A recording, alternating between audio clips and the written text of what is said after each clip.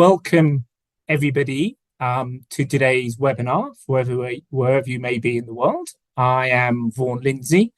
I am the moderator for today's webinar. So thank you all for joining. The webinar, as you know, is to discuss buffer pools and whether they are the right approach to address the risk of permanence. And this, I think, is an important topic. Assessing permanence or managing reversal risk, however you want to define it, is a key principle in the voluntary carbon markets enshrined in the core carbon principles. And it's an underpinning principle for the integrity of the VCM. And ensuring this integrity, as we all know from recent experience, is key to building confidence and scaling the voluntary carbon markets so that it can play its part in addressing the challenges of climate change. And while there's been some encouraging developments with the impact integrity with the ICVCM and usage integrity with the VCMII, we need to be continuously assessing and evolving how this VCM works to ensure that it is fit for purpose and able to scale and maintain confidence. And we hope today's webinar will be an opportunity to get on the front foot of this important topic, as it's a topic that I don't think is always well understood or considered. So I'm really delighted we've got an opportunity to dig into it today. And to help with this discussion, we've got a fantastic panel. So thank you everyone for joining the panel. And as a quick reminder, I'll be told off if I don't remind you that we are recording the session. So if you have any objections to that, you should let us know, but it is being recorded.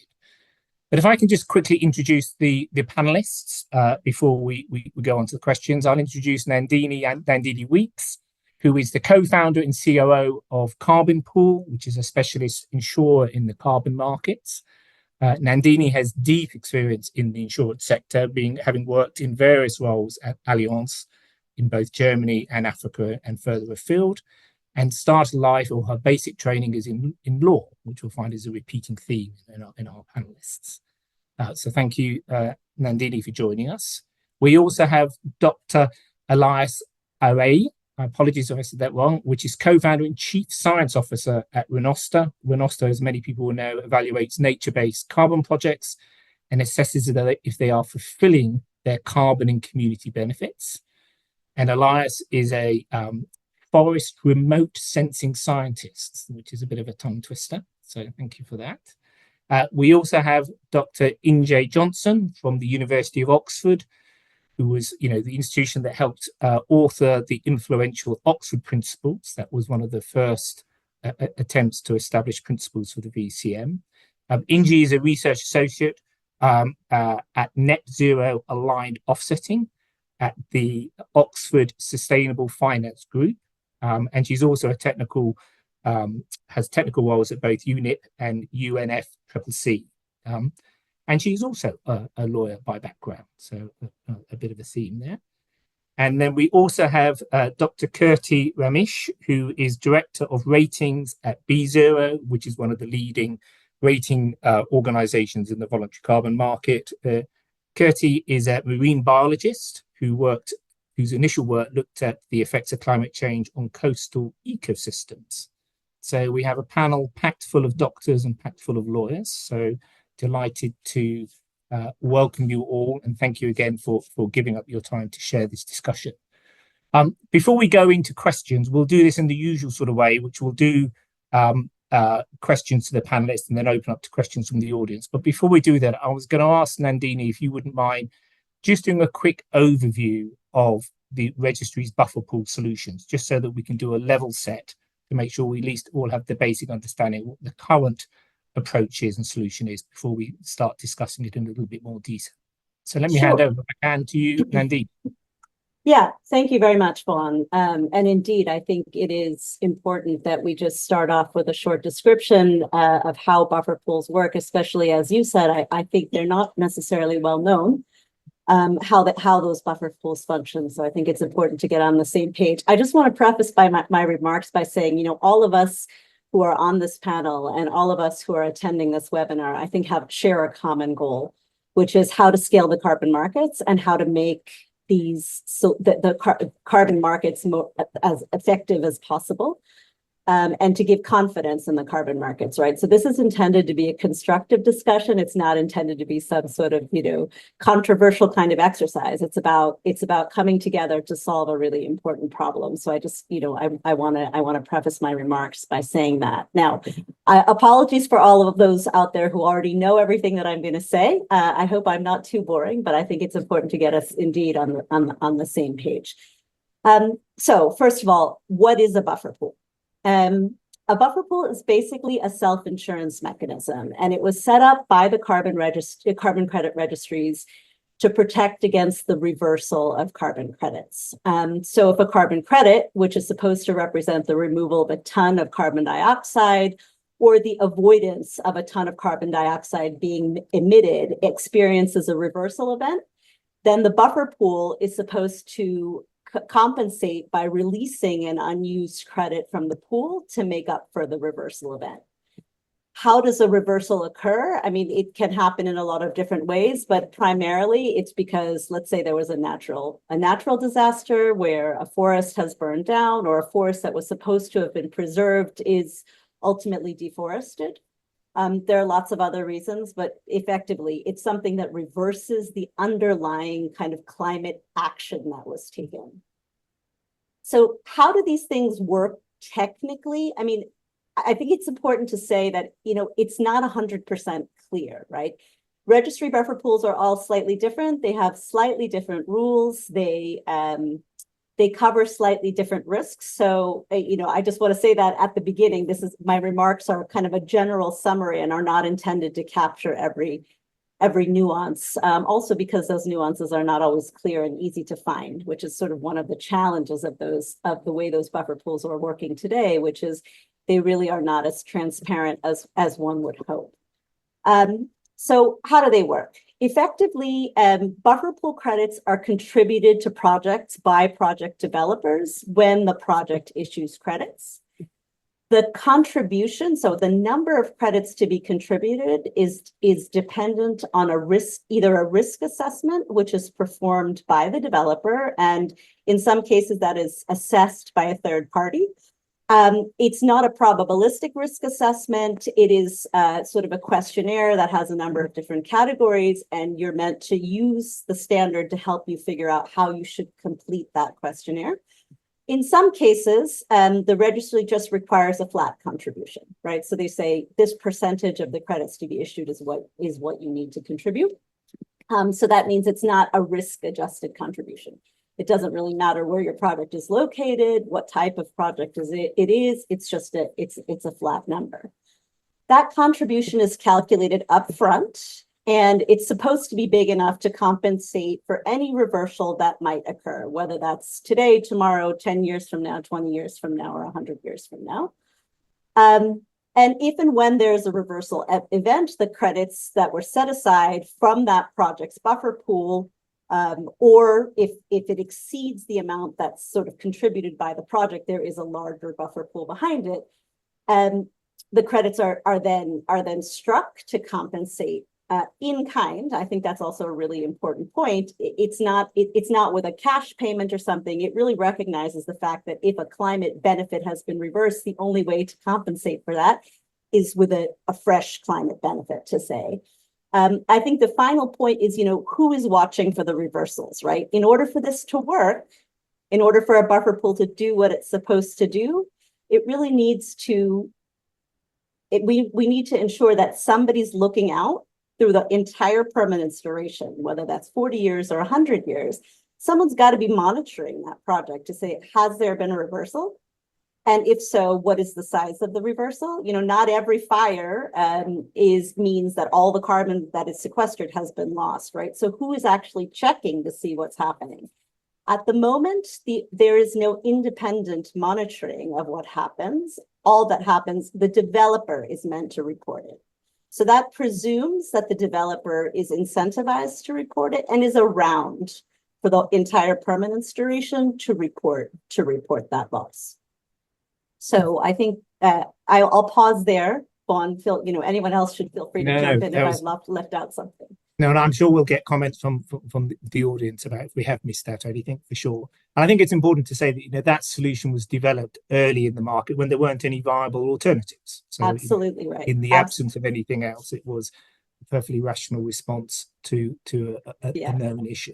Yeah. Totally agreed. And I think another point to add to that is, insurance companies should have been providing this solution, but they weren't. And I think actually the carbon credit registry should be commended for having come up with a risk mitigation notion to begin with. Because it was very important, and it's certainly better than not having a mechanism at all. Very good. Nandini, thank you for that sort of getting us all on the same page and very clear explanation. Let me start with questions then, which is really an open question, which is, given what you've described, and I think you're right to say this is to try and develop a constructive dialogue as the market evolves and develops. The question is, for where we are today, do we think that the buffer pools are still fit for purpose? That is, I guess, my opening question. And I was going to throw that to you, Inji, if we could, to kick off the discussion. Yeah, absolutely. Thank you, Vaughan. Well, I think like everything, buffer pools are an idea that works great in theory, but in practice is really broken down. And I think even latent in that question is trying to answer and unpack a little bit, what does it mean by fit, and what do we mean by the purpose? So starting with the purpose, I guess there's a wide range of potential options why buffer pool may be used. It could be to mitigate the liability of the project developer. It could be to mitigate the risk that registry faces, reputational or otherwise. Of course, it could help reduce the risk to the buyer. And increasingly, as we move to a kind of international compliance market through Article 6, it could also be used to kind of address any ongoing liability there. So I think the purpose does really matter in this context because, especially while we're in the voluntary space and building off what Nandini said, there has been, it was a new advent here, but now when we're really considering what exactly carbon credits are being used for, and they're being utilized in a very different way to what they were when the BCM was first set up, we have to really call into question that purpose. In particular as well, because there's a lot more potential legal risks involved in relying on certain types of credits for certain types of claims. But then coming back to this question of fitness, I think, again, there's a wide range of nuance there, but it's really interesting to think through before we even get to kind of buffer pools and their role in addressing reversals, but that any kind of reversal is always monitored from a baseline. And so getting that baseline right is often, often means that buffer pools miss the mark right from the get-go, because if a baseline is overinflated, then the chances of even recording an accurate reversal are already very low. But then we also have a great deal of challenges regarding what type of vintages are kind of being replaced and swapped in for and out, what types of projects and credits that they're generating are being swapped in and out. And yeah, I really think in all this kind of notion of a pool right now, a buyer could get stung, but through this kind of mixing of a wide range of different qualities and vintages and types.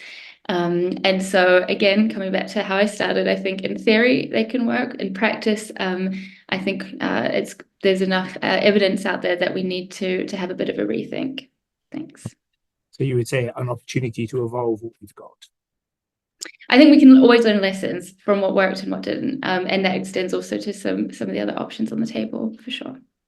Inji, thank you very much. Let me ask the same question if I can to you, Elias. You've got a particular expertise in nature-based projects. What's your view on whether the buffer pool solution we currently have is fit for purpose?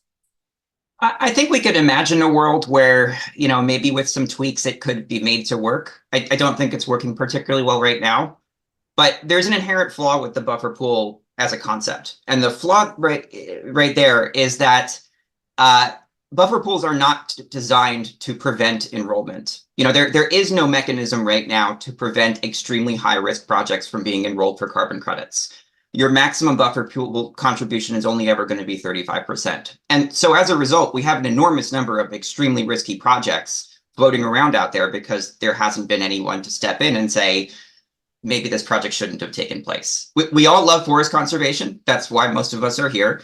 But if we're being kind of impartial here, carbon credits are designed to prevent climate change, and some forests potentially are not a very good solution to that. That maybe includes forests that are extremely high risk of fire, like forests in like Eastern Oregon or California. Maybe it includes forests that are extremely high political risk, like forests in Cambodia. So, carbon is not necessarily the mechanism that we should be using to conserve these forests. And there's an inherent injustice in having a buffer pool that causes a forest in Michigan to subsidize a forest in Eastern Oregon. But there's an even bigger risk to allowing these projects into the registries, which is that every time one of these projects fails or burns down, the entire market suffers. It gets plastered all over the headline and stuff. All of this would be solved if a dispassionate but lovable insurance broker said, we're sorry, the premiums are too high. We can't insure this project. It just can't go forward. And that's just not something that can happen right now with the buffer pool contribution. I'll make one more point. The market right now is kind of scrambling to create a new set of rules for how to create like the best carbon projects, prevent this and enable that. But the best thing that we can do is not necessarily put a new set of rules on paper, but to ensure that there are financial incentives to prevent bad projects. And one of the best financial incentives is to have a third-party insurer who really has a financial stake in making the project work, say whether or not the project is going to work. And so I really do strongly believe that allowing insurers to do this instead of allowing buffer pools to do this will dramatically improve project quality without having necessarily to create like the most ironclad set of rules on the market. Sure. No, that's very clear. So in many ways, you're saying we need to properly price for risk. Otherwise, everybody is being charged the same price for very, very different risks. It's a bit like me having the same insurance price as my daughter, who's probably a slightly riskier driver than I am, I would say, but for sure. Elias, thank you very much. Kurti, what's your view of this from BeZero's perspective? One of the leading rating agencies out there. What's your perspective? Well, I think Ingy, really succinctly covered this, but to just build up upon what she said, I think buffer pools are definitely better than no option in the market to mitigate against reversal risk. But there is a room for improvement in terms of both like the timeliness and the transparency of how buffer pools are used.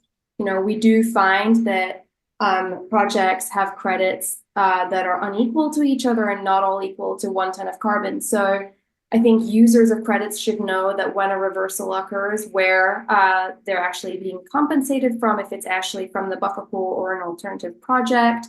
I think there's also legal implications related to the vintages for when a reversal occurs. So for instance, if a user has a compliance requirement related to a certain vintage, they need to be sure that the purpose that they're looking for is that one-to-one match on the vintage level is met as well. So I think from a registry perspective, there's possibly no single answer. We're already seeing developments where certain certifiers are moving towards working with insurance partners, and I do find that really, really exciting. But I think in addition to working with insurance, we still need to see a lot of transparency in how exactly that risk buffer contribution was calculated. Was it using historic data of natural risks in the region, for instance? And also finally, how reversals are compensated. And maybe third, that they are compensated in a timely manner. Sure. No, thank you for that. Nandini, what are your thoughts, reflections?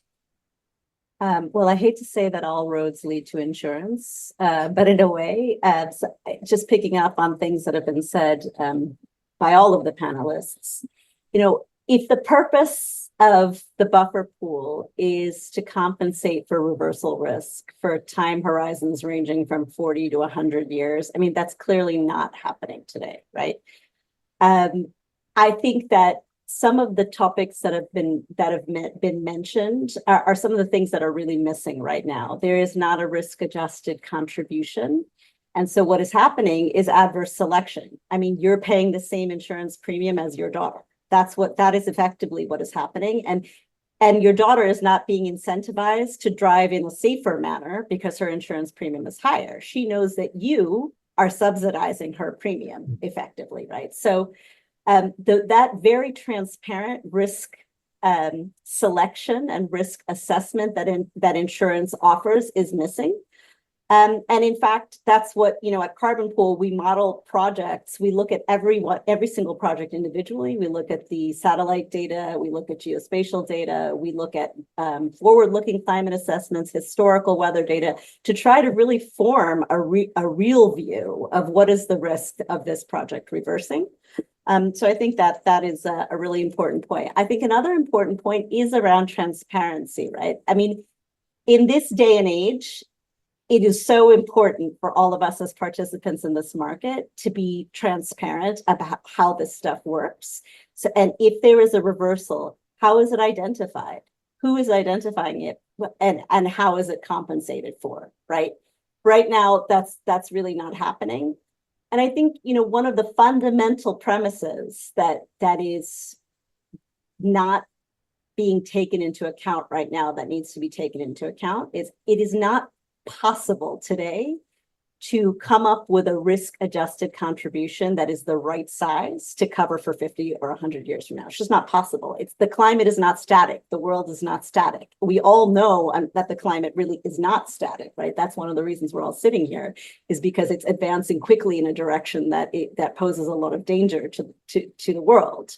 And so if you ask me, are the buffer pools fit for the purpose that has been articulated, which is to guarantee permanence? The answer is no.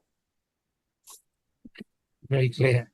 So to use the car analogy, you were saying almost, if I was to take out insurance the day I pass my test for the rest of my life, right, in one go, that would make no sense. And that's why we have annual insurance based on, my track record and how things have changed over time. So exactly, I assume insurance would work in the same way. Because I mean, we'll get to that later, but indeed, insurance companies don't set premiums for contracts that last for 5 or 10 years. Insurance companies don't underwrite, they don't issue contracts for 5 or 10 years because they absolutely want to be in a position to reevaluate the risk on a regular basis. Sure, no, makes good sense. Well, given that, I'm going to ask a specific question to Kirti and to Elias, because your rating agencies, people rely on you to help assess the quality and integrity of these projects. So I guess the question to you is, how, given what we've discussed, how do you consider projects which are reliant on buffer pools for their permanence? How do you consider them in your approach and how you rate them? Let me start, if I can, with if I can remind myself, with Kirti. Sure, thanks, Vaughn. We look at how projects use buffer pools in a few different ways. So both under our assessment of non-permanence for a project, but also information risk. And that's related to really the quality and the level of disclosure from a project. So to start off right at the beginning, we look at how a project really assesses what its contribution to the buffer pool should be, whether this is based on historic data for that project area, and whether if you were to extrapolate that area, that's really reflective of the risk to reversal this project area is going to face. Down the line, when the project's actually operational and issuing credits, we look at whether those payments to the buffer pool were made at all, because there are instances and cases where we see that that's not always the case. Sometimes projects use an alternative scheme to pay into the buffer pool, and sometimes that means that their method of payment to the buffer pool is not necessarily from a nature-based project at all. So we're looking really at the quality of credits that a project finally issues towards the buffer pool, and whether they're equivalent to the quality of credits issued by the project and that are trading in the broader market. Further down the stream, there's a lot of steps in between. You have an operational project, it's issued credits. We're looking at whether it's really faced reversal risks at all, and how a project has either tried to counter or mitigate that risk. So first, has it reported that the reversal event has occurred, and has it robustly quantified the extent of reversal when calculating that reversal risk? We look at whether credits were taken to compensate for that reversal from its own buffer pool or from elsewhere, and what the quality of those credits were. Or we look at whether it's actually reevaluated its risk assessment too. Like you mentioned, static risk assessments don't really help. And in a couple of cases, we see that when a project does face a reversal, it's actually required to reevaluate its contribution towards the buffer pool and also place mitigatory activities in place to help minimize that risk.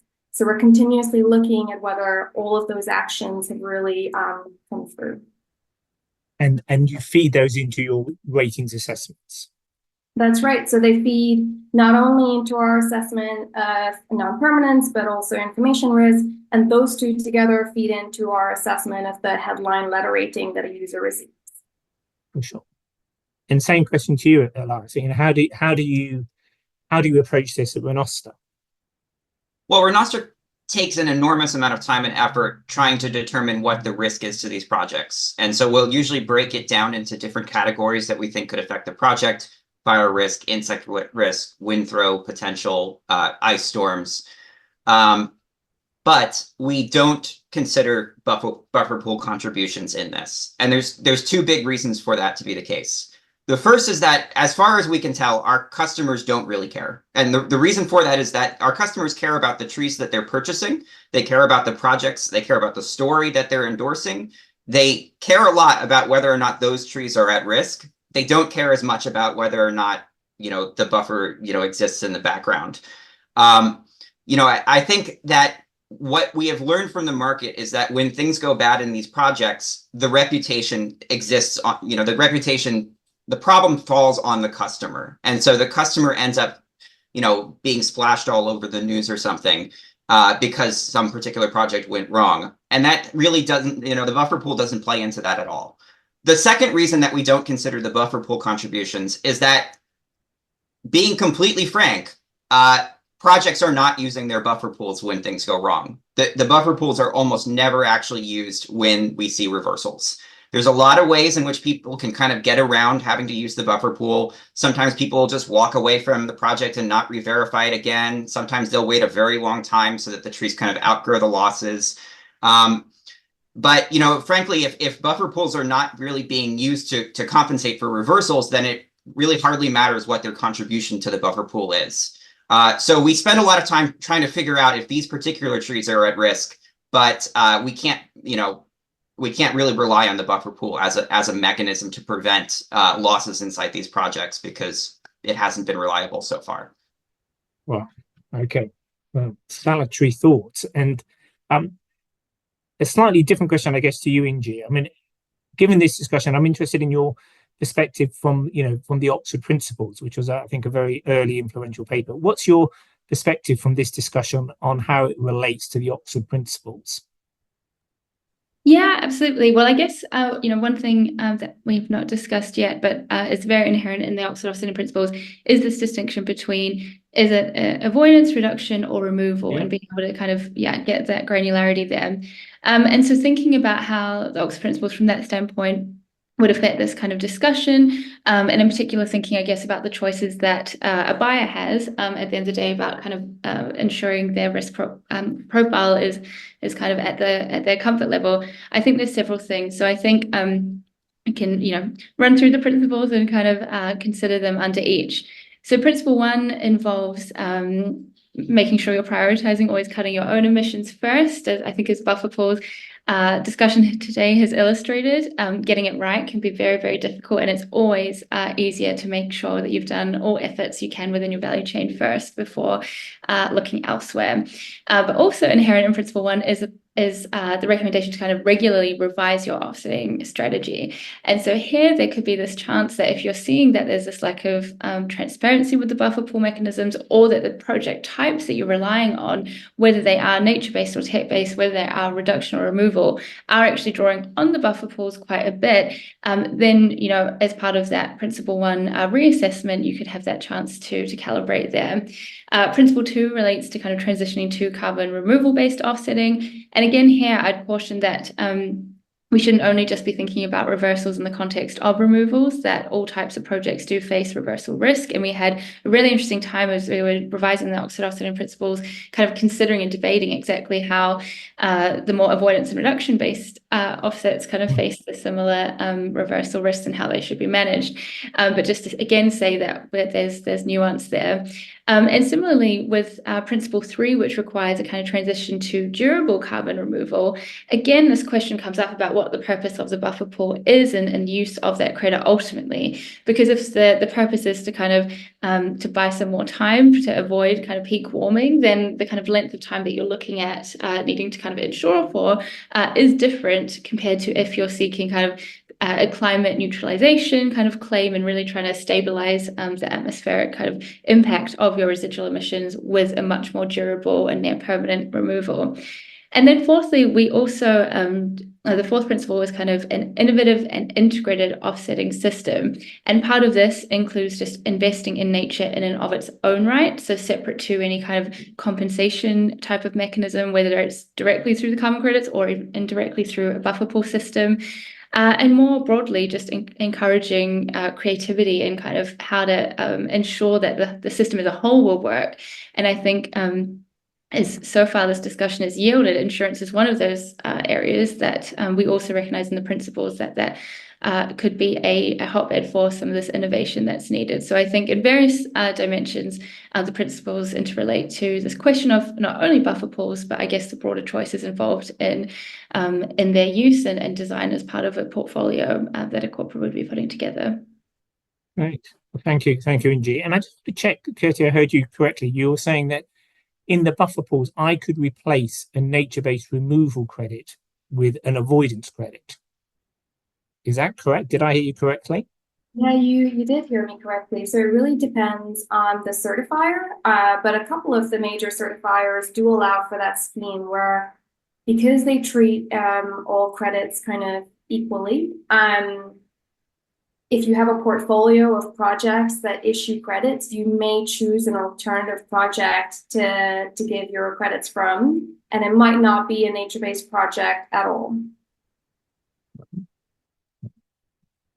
Room for improvement, I guess. And I'm going to feed off, Elias, your comment about the registries, so saying, well, actually, these, we don't rely on them too much, these buffer pools, because they're hardly ever used. So I put my head into the mindset of a registry, have clearly been trying to solve the problem when there weren't previously any other solutions.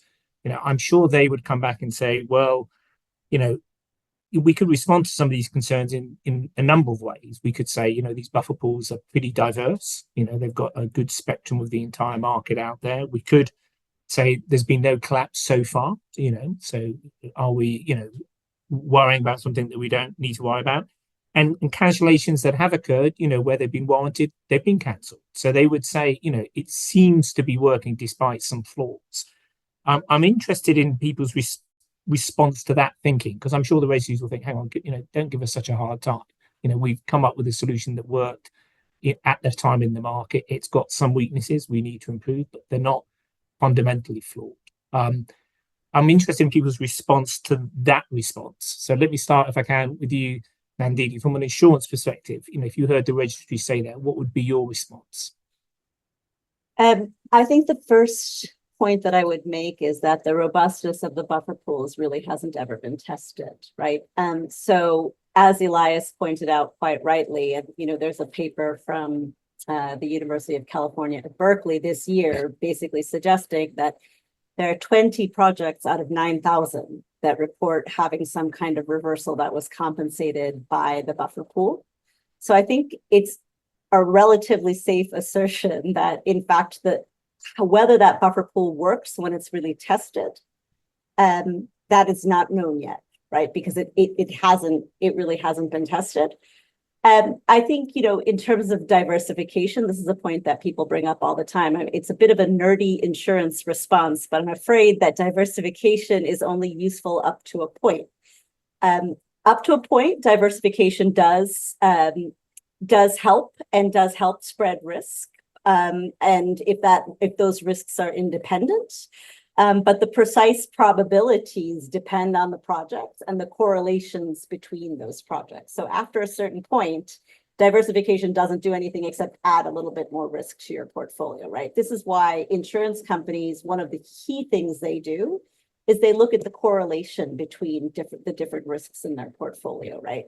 That's how they figure out how much extra capital do I need to set aside. I have to set aside some capital for each and every risk, but then I have an extra buffer. How do I calculate that? Well, I calculate that precisely by figuring out what is the benefit that is offered by diversification. And I guess, another nerdy insurance point, but I think it's a point that everybody can really relate to.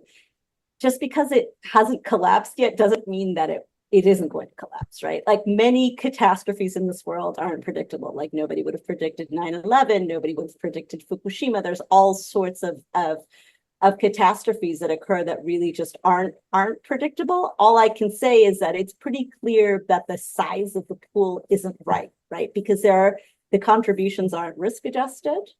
And even if they were perfectly risk adjusted, right, there's no backstop, right? So there's still always the possibility of a Fukushima, if you will, that wipes out the pool. But then what happens, right? There's nobody standing behind it to refill the pool. So what about all the other projects that are meant to be compensated for, right? And so that's where I think the idea of a pool, like that's the right idea. Pooling risk is the right idea, but it has to be done correctly, and it has to be done with risk-adjusted contributions, and it has to be done with a backstop, and it has to be transparent what we're doing, both for the reputational risk perspective, but really for the permanence perspective. I mean, we're all here sort of with blood, sweat, and tears, wanting the VCM to work and wanting carbon removals and avoidance to serve their purpose in helping to slow the pace of climate change, right? And that's really the thing that we all have got to keep our eye on. For sure. Yeah. We all want it to work well, and this is about keeping on the front foot. This is, as the market evolves, thinking of better solutions. And Curtis, same question to you. If you're looking at it from the registry's perspective, they will invariably say, there are some obvious defenses to that. I just wonder if there's anything else you would add to what Nandini's covered. I think just a point on timeliness, whilst maybe registry data today shows that buffer pools have not needed to be gone into yet, I don't think that's really reflective of the non-permanence or the reversal risk that we're seeing in the market today. Of the projects we've rated, there are already a handful of projects where we can see that the reversal and the net climate benefits have already been reversed beyond issuance that has been reached the market, and we don't see those being compensated through the buffer pool. So I think that the response that buffer pools haven't really been tested yet, or therefore a fail-safe mechanism, doesn't robustly cover the real world at the moment. Good point. Alana, same question to you. Yeah, I'm going to push back on the question itself in that you're arguing that the buffer pool hasn't collapsed, but I think what this market looks like right now is what buffer pool collapse looks like. I'll go through some grim numbers with you guys. Vera's program is about 1 billion tons. That's what they announced last year. 10 to 20% of that is in the buffer pool, we know, based on contributions. Currently, there are 84 projects on hold or canceled due to human rights violations, improper land tenure, cooked books. So there's very, very little value in those 84 projects. There's 100 million tons in those 84 projects. So 10% of Vera's program is already on hold or canceled. And that is potentially the entire buffer pool right there. Maybe not quite. But what those 84 projects don't include are zombie credits from Tumring, Ottermenche, liquid natural gas plants where the project developers have just walked away from the program. It doesn't include projects that universally are considered to be poor quality, like Big Coast or Maidam Bay, like the ones that we all kind of rag on. And it doesn't include credits from baselines that were improperly calculated historically. And so what the Guardian article really revealed to people was that, not just that their credits weren't really what they thought they were worth, but that they were never going to get compensated for that. If you bought credits from Maidam Bay or another Red Plus project in 2018, you know full well you're not going to get compensated for that, and you're not going to be made whole again. You know that you probably got credits from a project that was getting too many, your credits aren't really worth a ton, and there's no mechanism to really help you there. And so this is what collapse of a buffer pool really looks like. It doesn't look like Vera throwing open their books and admitting all the money's gone. It looks like Vera refusing to pay out. And that is exactly where we're at today. And when payouts stop for reversals, what happens is confidence in the market collapses. And so credit selling for $4 a ton are a direct result of people losing confidence that there's any mechanism in which they can be compensated for their losses. And that's why there's also 4 ratings agencies in this space right now, because people realize that, there's not going to be some like reimbursal. They realize they have to do their own research because the credits they buy are what they buy. And so the solution to this problem is not necessarily like Buffer 2.0 or something. The solution to this problem is third-party insurers who have a fiduciary legal requirement to pay out when things go wrong, and third-party insurers who themselves are insured.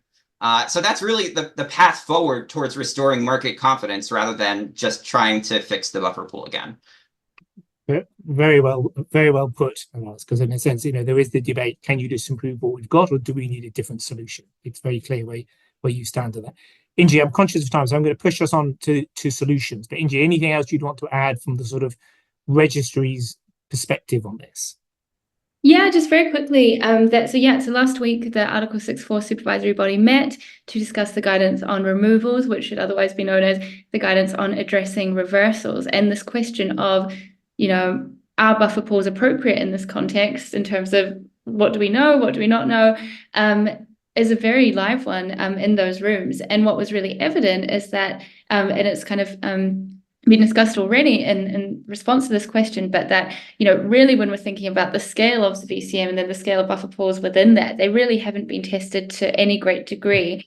But then when we're thinking about scaling up to the gigaton level, potentially that to kind of address the gap to meet the Paris Agreement goals, it's hugely important that whatever kind of compensation mechanisms are designed and built into the system to address these reversals, that they are robust. But yeah, it's just very clear that even as recently as last week and at the level of international negotiations of where the Article 6 mechanism has got to now, that these answers are still not clear, that much more work needs to be done to kind of really cut to the core of the risks and what kind of existential risks, in essence, are being baked into the system if we don't address those. Brilliant. Thank you, Inji. Well, let's move on to alternative solutions. So if it's not buffer pool 2.0, what is the solution? So I guess the next question to me is, what are other solutions? What other solutions exist, and how would they work? I've got a feeling, I'll start with you, Nandini. I've got a feeling you may talk about insurance, and if you do, I could just let Elias talk about insurance because exactly. He does it even more persuasively, right? And no, But if you do, which I'm sure you do, can you also? There's a question in the chat about who should hold the insurance, who pays for it. So if you can touch on that as well. Absolutely. Look, I think that insurance was made for this. Insurance was made for pooling risks, for assessing risk, for paying out in transparent payouts with a quality of credit, insurance typically is a cash payout.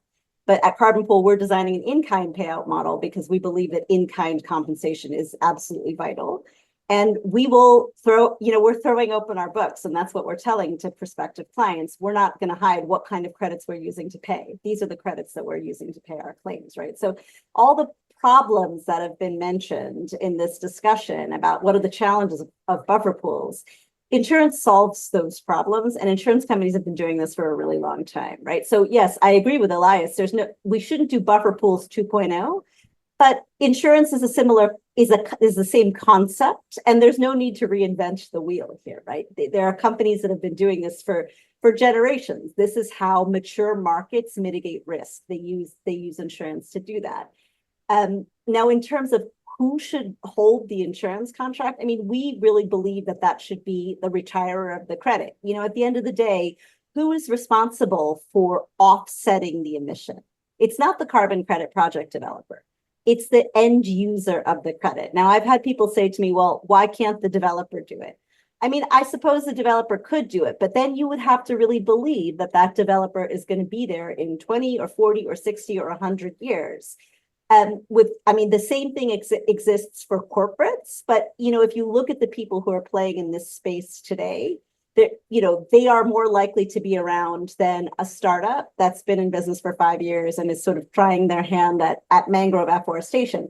Not to say that those efforts aren't valuable, but who's more likely to be around? I think something that goes hand in hand with this is also, of course, accounting for carbon liabilities, right? Where do those liabilities sit? They should sit on the balance sheet of the person who has the liability, if you want, just like liabilities for pension plans, right? There are examples for how to manage this problem, and this is the kind of, this is the kind of solution, managing liabilities and reflecting them on your balance sheet. So even if a company goes out of business, it's a liability that needs to get discharged in bankruptcy, right? So that's, in our view, the right person to be responsible for this is the person who's actually, had the emission, been responsible for the pollution, if you want. I'm not saying there aren't other models that couldn't work. I mean, could the right kind of developer with the financial wherewithal and balance sheet and whatever also continue to be responsible for it?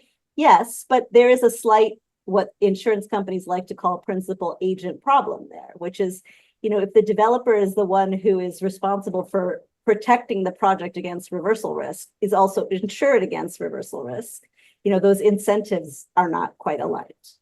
Sure. And the personal time is consistent with the principle of the polluter pays. Right. In a sense, it's one of the underlying principles of the voluntary carbon markets.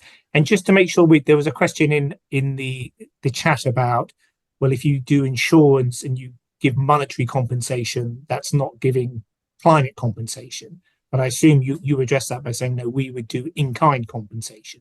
Yeah, I mean, we would. That's our whole fundamental premise at CarbonPool. That's the mission that, I don't want to sound like too maudlin about it, but it's the mission that kind of gets me out of bed every day. Like, it's because what we do is in kind. We are investing our regulatory capital in forest carbon, right? That's our primary focus. I'm not saying there's no place for other kinds of insurance. The truth of the matter is this market is huge, and we alone are not going to have the capacity, right? People should have choice. There are multiple insurers out there who are starting to rise to this challenge, and that's fine. The market should determine what the best solutions are. Personally, I think in kind is the most effective, but I'm not going to say that there isn't any other way. Sure. No worries. Well, same question to you, Ingi. What other solutions do you think exists, and how would they work? Yeah, absolutely. Well, great to go after Nandini, because I also think insurance is one of those options, and wrote a paper on it last year in terms of thinking through what a net zero aligned offsetting insurance product could look like. It also pays out in kind. It also kind of considers the implications of involving not only insurers but reinsurers as well in that system to kind of ensure that risk is guarded kind of on all levels.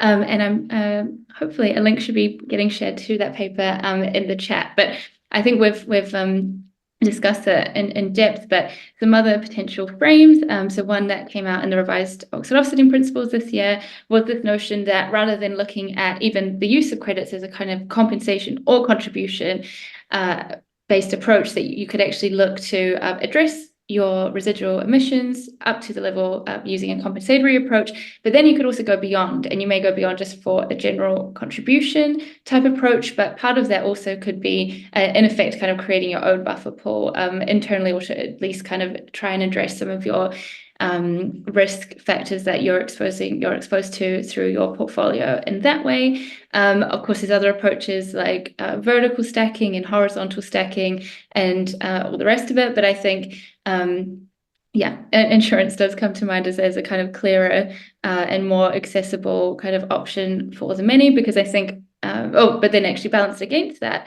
we have to keep turning it back to what is the atmospheric impact on all levels, and ultimately also ensuring that, again, coming back to right at the start of principle one, that the focus remains on emissions reductions, because as soon as you create this kind of system and kind of fractionalize it and have to bring in quite a lot of the ancillary services to support and make sure the system is robust, ultimately that does mean less money potentially flowing through onto the ground. So we always have to keep that back of mind, really ensuring that whatever capital is being spent, we're spending it most efficiently. And I do think that insurance and others can help with that. I'll pass it back. That makes good sense. And quickly, Kirti, and then we'll go on to Elias, although I think he's laid out his stall. But Kirti, your thoughts in terms of solutions, alternative solutions?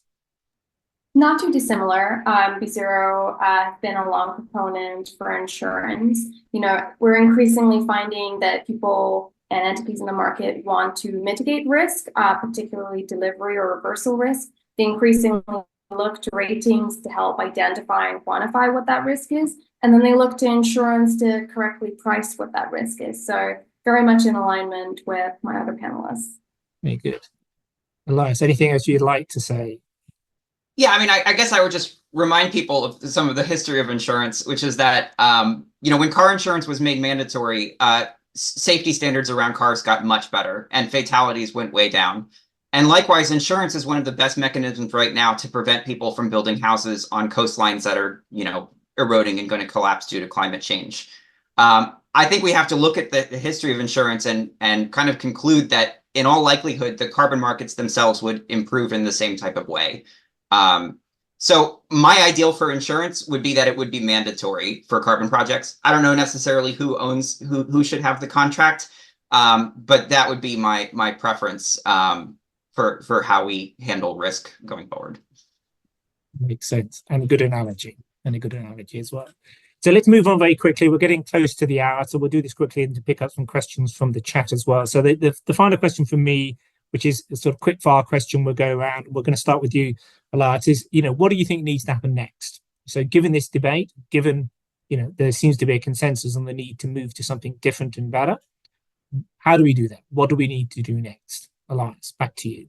Well, like I said, I would love to see mandatory insurance. I think more likely we'll see kind of piecemeal insurance of, particular projects that are kind of really safe here and there. And then I hope that the concept takes off and we see it kind of mandatory at a registry level. Very good. And Inji?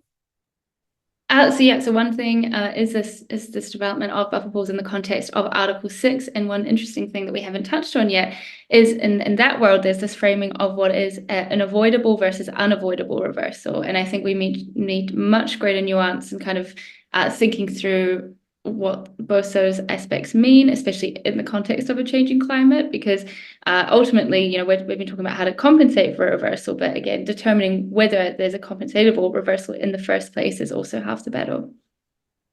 For sure. Katie? I think that while a pivot to insurance could be very interesting, and I mean, in agreement with everyone, I think the first port of call is still transparency from projects. Are they going to be using that insurance? What should that risk really be for each project? I think there's so many ways in which projects could disclose better.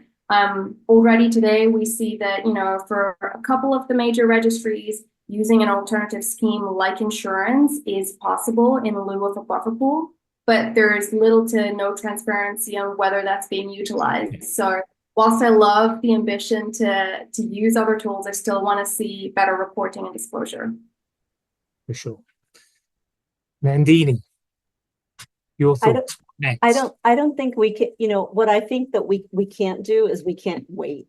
This shouldn't just be this shouldn't be a panel of talking heads. What I would really love to see is something actually come out of this. And as Kirti suggested, indeed, there are some registries that say in their registry documents, including ACR, for example, that insurance is an acceptable solution in lieu of a buffer pool contribution. But it's that insurance is to be approved in their sole discretion. And from what I understand, it's very, very difficult to understand what that is. There's no discussion of actually happening about it, right? So I think the will is there. And I think what actually needs to happen, this isn't something that happens overnight, right? You have to transition you have to figure out what's in the buffer pools. You've got to actually figure out who should be liable for maintaining insurance. What should the features of that insurance contract be? I mean, we at CarbonPool have developed a pilot. What could that insurance product literally look like? What are the features? What are the terms and conditions? And we are in some bilateral discussions with some registries that have been receptive to the concept. I would like to see that get to the next level. I'd like let there be an action plan. I know the registries have an awful lot on their plates. They are the standard setters. They are the gatekeepers, right? But I also think let's not let's move away from the see no evil, hear no evil approach of like the buffer pools exist and they're fine and let's just rely on them. They're actually not working. I think we all know that they're not working. And we are all incentivized from the registries to all of these panelists here to make sure that there is a mechanism that works for permanence. And if that mechanism doesn't come into place soon, people will continue to have trouble investing in the market. They're not going to do it. They're not going to have the confidence that they need to do it. So what I would really like to see is, yeah, let's have a dialogue and let's together work out an action plan for how we can transition to a better solution soon, right? We don't have time to wait for things to be perfect. We need to just start. Well, and based on what Elias said, it's already, it's now. You know, Yes, the issue is already there. 100%. We're just not aware of it, for sure. Let me feed in some quick questions from the audience, if I can. And one to you, Andini, which is about the insurance, which is to say, if insurance premiums were priced every year, would we expect it to be more expensive in the early years and therefore make it more difficult for developers to get started, is the first question. And then linked to that, oh, it's just moved on. Is the insurance premium paid in cash or would you accept credits? So those two sort of insurance related questions. Okay, question number one is, would I expect the premium to be higher at the beginning of the policy? I mean, not necessarily. Because the policy gets repriced every year and the risk gets assessed every year, it is possible, you know, because of changing climate and weather patterns, that in fact it will become less risky over time, right? I don't know the answer to that. It all depends on the risk of the project at the time, right? So, and that's the beauty of insurance, is that the price reflects the risk and the risk at the time, right? So I wouldn't expect it necessarily to be more expensive at the beginning. Although pushing back on that, you know, usually at the beginning of a project, there's more risk. You know, there's more unknowns, more uncertainty. So one would assume that it would be slightly more expensive. It could be, and I think that also depends. But again, it could be, but it could also not be. It depends on the developer, the location, the type of project, the experience profile of the developer. So I wouldn't be comfortable making generalizations. I mean, it also depends on what the insurance policy is supposed to cover, right? If the insurance policy is supposed to cover, I don't know, planting risk or something, sure, it'll be more expensive at the beginning, right? But that's, you know, that's really a question of what risks are intended to be covered by that policy. It could also be, you know, when you talk about political risk, for example, a country that has no carbon credit, carbon regulation in place today might have a carbon regulation in place in 5 years' time, right? And so, yes, it might be more expensive today than in 5 years. The other question is, you know, will you accept payment of premiums in carbon credits? I mean, the trouble with that is that our business model is premised on taking your premiums and investing them in carbon credits, right? And I can't buy carbon credits with other carbon credits. I also can't pay salaries with carbon credits. So actually, it is fundamental to the business model that the premiums are in cash, so I can go and invest them in forwards so that I have carbon credits to pay my claims. For sure. Now, I'm conscious we're only 2 minutes from the top of the hour, and I did promise everybody that we would try and finish on time. There are a number of other questions in the thing, and I think the commitment from the CarbonPool team is they will respond after the event to any of the questions that have been raised. So apologies if we haven't got round to them. I wanted to sort of try and do a quick summary before I pass on my thanks. And it seems to me there is a pretty strong consensus that, you know, while buffer pools were a perfectly sensible solution to where the market was, there is a need for improvement. And I thought, Elias, you presented it very well. It's not buffer pool 2.0, but it's a different and new solution. And just like in most other mature sectors, insurance exists as a way to help it scale and manage risk. You know, I think many people who've been in the BCM for many years have been crying out for insurance for many, many years. And so it feels to me as if now is the time where there are participants and actors who are willing to provide that. And I think we should grab it with all hands, not least which because it's going to be more rigorous and also more cost effective. A much more cost-effective way of dealing with this. So I think that would be my sense of the consensus around here. There are nuances in that as well. But before we finish, I just wanted to take this time to first of all thank our panelists for sharing their expertise and their thoughts and comments, to thank CarbonPool for helping host this event. And I thought a fantastic thought piece paper. If you haven't read, would encourage you to read their thought piece, which they did with Renoster, which I thought was a very thoughtful paper, and encourage you to do that. If you have any questions or want to follow up this, I'm sure the CarbonPool team will be happy to take any requests from you. So feel free to stick it in the chat or reach out to the team and we can deal with that. As I say, this is being recorded, so I'm sure we will make good parts of this available at different points if people are interested.